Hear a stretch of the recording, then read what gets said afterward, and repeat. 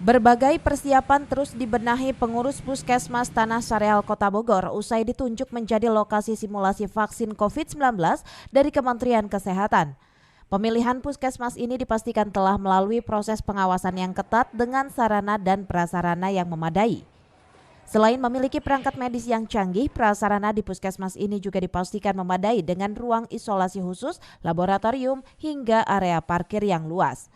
Bahkan sebanyak 42 tenaga medis di Puskesmas ini juga telah memiliki bekal pengalaman dalam menangani COVID-19 serta pelatihan penanggulangan penyakit infeksi atau PPI. Memang Puskesmas kami sudah diinformasikan akan kemungkinan akan dijadikan simulasi untuk vaksin COVID. Tapi arahan mengenai ini masih dikaji dulu oleh Kemenkes dan pihak-pihak yang terkait.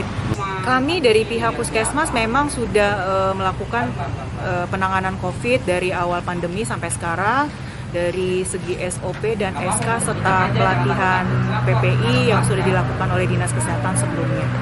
Mudah-mudahan apabila kami dilakukan penunjukan, kami sudah siap. Pertimbangannya memang dari segi sarana dan prasarana, lokasi kami memang yang paling luas di Kota Bogor. Hingga kini pihak Puskesmas masih menunggu keputusan Dinas Kesehatan dan pemerintah Kota Bogor untuk jadwal pelatihan simulasi vaksin COVID-19. Dari Kota Bogor, Herman Bons melaporkan.